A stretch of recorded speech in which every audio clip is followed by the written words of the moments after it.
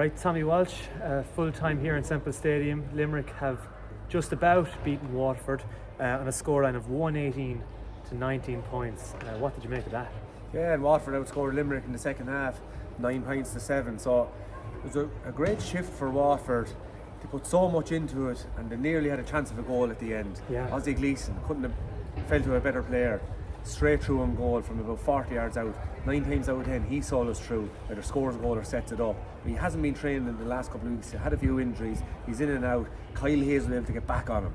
Yeah. He made a crucial run, and Ozzy gave a great hand pass across, and Patrick Fisher was just a little bit unlucky, went for the overhead double and just barely went wide. But that would have been at a time when I suppose Limerick mightn't have had time to come back. So all in all, a resilient performance, an absolutely resilient performance from the champions. And they will be tired going home Limerick tonight, but absolutely happy. Well, that's the thing, like they take on Cork next weekend. They don't have much time to even get over that, and they have to think about the next game. Does a game like that, does it take a lot out of a team? It does when you lose, I find. It's grand when you win. You've put everything into it. You're going home still happy on the bus. You're going home to sleep, go for the dinner later on. Suddenly the jokes start happening around the table. You're laughing, you're remembering things about the games. You go home, then you go and sleep at night. You're getting ready for training Tuesday or Wednesday. It'll be just recovery all week. Flip that over then when you lose. You're going down, you're thinking of the chance maybe that you missed, especially when there's only 2 points in it. If you're a defender, you're thinking about the chance you could have maybe got in a hook, got in a block, maybe not giving away a free. You're going home, the jokes aren't this plentiful around the dinner table, and back in the hotel where they're getting their food. So they'll just have to be tough, and I hope, and because Waterford have found this round robin series for the last 3 years tough. They've won 1 game in 12, and they're too good for them type of results. Just a bit unlucky. They thrown the kitchen sink at Limerick today. So they'll go home, they'll regroup and get ready for Páirc Uí Chaoimh. And Davy Fitz, in fairness to him, he doesn't give up, so his players won't. Do you think that other teams will look at today and think there's a way of catching Limerick, that they're not this unbeatable team that are just going to walk through and win Lee McCarthy and just pummel through everyone that tries to get in their way? Do you think the Tips, the Corks, the Galways, other teams will look at this game now and say, you know what, these lads are there for the taking?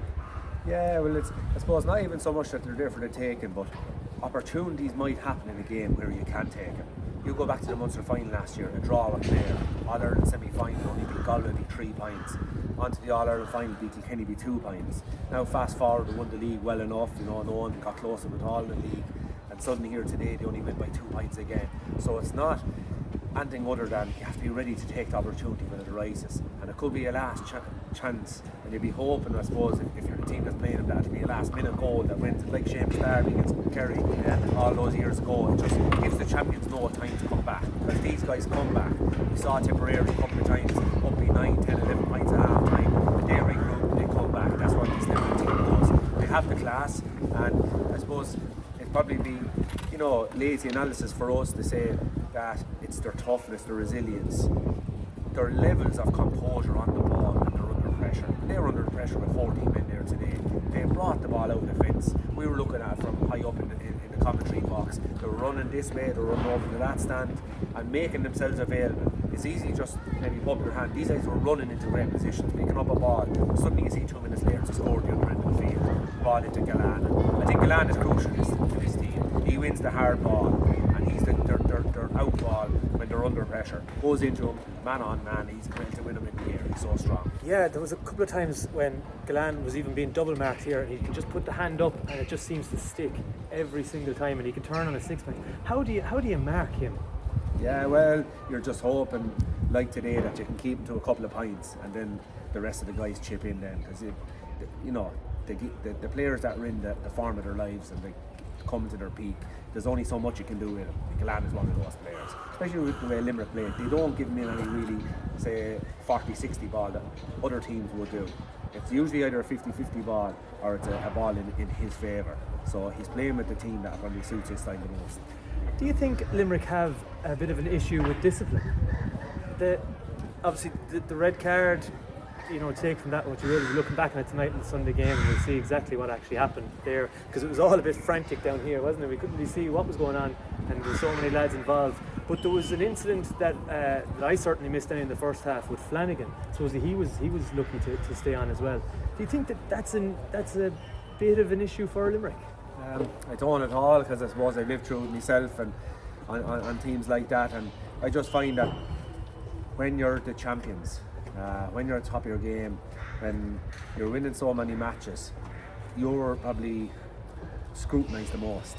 That if you were to put a camera on every player from every other county, I'm sure there's incidents there too. Yeah. It's just that they're the champions. They're playing in all the big televised games. They're the team that everyone wants to watch, because there's so many great players that these things happen. But I didn't see that incident either. But listen, they're a tough team, and it's a sport. Like it's a sport that people go around carrying around hurls. That if you make a wrong sidestep, or if you go the one way, it can look terrible. But if you put yourself in that player in the moment, it could have been just a wrong, I suppose, action. A lad coming at you could go the other way instead of going straight. So just from playing it, I think it's easier for us to maybe point the finger and say, listen, you can't be doing that. But anyone that plays the game know that sometimes it looks worse on camera than it is on the field. Yeah. At the start of the game, I said to you, it didn't really feel like a championship game. Even just coming through Thurles this morning, it seemed Everton was a bit low key, and I know that a lot of that to do is because this isn't a home venue as such. It's Waterford's home venue, but they have to travel as well. That second half though, that felt championship, didn't it? It did. We were saying to Cathal, like it didn't seem like it seemed like more of a league atmosphere. Yeah. Because as you said, it was a home game for Waterford, and in fairness, they're looking to the future. They're building up Welsh Park so they can get the big crowds in and going down the years. They're looking at the future, young hurlers coming through, so they have to take a little bit of pain for a year or two.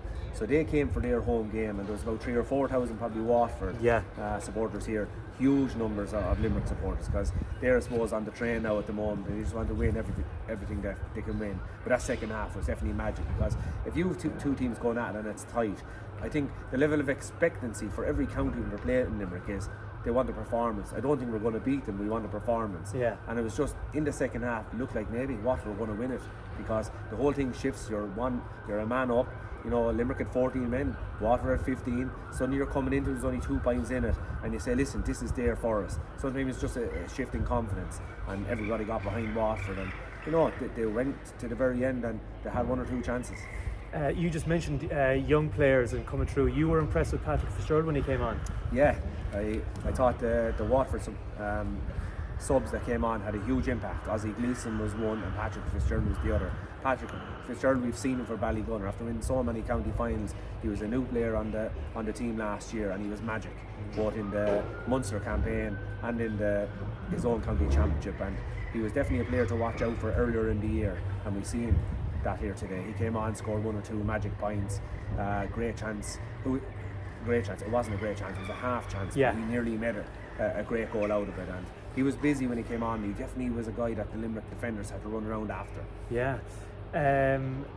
One of the biggest hurts of today for Davy Fitz will be Taig de Burka. It seems like it was an Achilles injury that the issue was. Like, he's a huge loss, isn't he? How do they deal with that? Yeah, and I'd say even he is the best at what he does in the game, which is that spare defender back. It's not a sweeper anymore, because he's just back because Limerick had 5 forwards probably gone back up the field. Fantastic, the best reader of the game that's around at the moment, and has been for many years. But I think the greatest impact is on himself. Really, Colin. That's what people will feel sorry. This is a guy that came back from 2 cruciate knee ligaments. Yeah. He's a guy that does everything right. Yeah. If you tell him to do 100 press-ups, he does 100 press-ups. You tell him to run up that hill, he'll probably run it up 2 or 3 times. You hear the Waterford people talking about great spirit, great character, great man. And I'm just delighted it wasn't as cruciate. Like, the Achilles is a tough injury too, though. It's a 9 or 10 month injury that's happened to someone close to home there, to myself there recently, that Achilles, and it's a painful, and it takes a lot of these small little exercises, a lot of patience, a lot of discipline, a lot of determination to come back from it. But listen, I suppose he won't even be thinking about that at the moment. It's just maybe try and get in and get it sorted. Yeah. Last few thoughts. You were in Salt Hill yesterday for Galway and Wexford, and now you're in Thurles today for Limerick and Waterford. A lot of talk has been said about the difference in the Leinster Championship and the Munster Championship. What's your analysis on that between after being at 2 games in two days? Yeah, it depends. When the best teams are playing the best teams, Carl, they're the matches you want to go to. So when you're in Munster, you see five teams, and I suppose more often than not they're very, very even. And in Leinster, I suppose you probably look at Kilkenny and Galway and Wexford and Dublin as the big four, and playing catch up. Then you'll be thinking Westmeath, and Antrim. But Antrim proved yesterday. They were up there in Corrigan Park. Dublin went up to them. Everyone fancied Dublin to go up there and get through. And this performance has come from Antrim for a while. Yeah. So suddenly, that's after opening up probably the third place to qualify out of Leinster. But I was up at that match yesterday. Galway were very powerful, very impressive. Very in that first half. Their defence is mean. Like if the half back line, Dahi Burke, Parag Mannion, and Joseph Cooney. There's not too many balls, not too many players or balls will pass them. So I'd be very impressed with Galway looking at them yesterday. Would you? Do you think after seeing Limerick then today, if they did meet, Galway are one of the teams that are being talked about as a team that might be able to put it up to this Limerick side? Waterford definitely did today anyway. Do you think Galway could be one of those, could give them a run for their money? Yeah, they did last year, and last year's All-Ireland semi-final. And I think the key thing is, I saw a piece from Roy Curtis during the week. He was saying we need to find a formula to beat this Limerick team, and I felt nobody found that so far. You can have all the work rate, all the heart, all the spirit you like. The only teams that really have found it is Kilkenny back in 2019. Galway to a certain extent in last year's All-Ireland semi-final, Kenny to a certain extent, and Clare in last year's Munster final to nearly beat them. So I think the key looking at it here today is you can't give the Limerick backs the ball. Yeah. So give them the free puck out, no. I think today Waterford have pushed all their guys up front. They had only 1 or 2 defenders back for puck outs. Yeah. Next minute Billy Nolan to strike it up, and it was like the old days, drive it up and best man wins it. But seemed to work today. Yeah. So Tipperary and Clare are playing as we speak now, but from what we've seen so far this weekend, it's been a good start to the championship, hasn't it? Yeah, great start, Cathal. And like this, Waterford getting beaten today is really going to, make for a fascinating game in Páirc Uí Chaoimh next week. And depends on how this Clare game goes down in Ennis. Whoever loses that will be under pressure next week, because if Clare lose that, they have to play Limerick down the Gaelic grounds. So it's going to be it's probably from next week on, the match is going to be fascinating. Yeah, the full time here in Semple Stadium, Limerick just about gotten over Waterford on a final score of 118 to 19 points.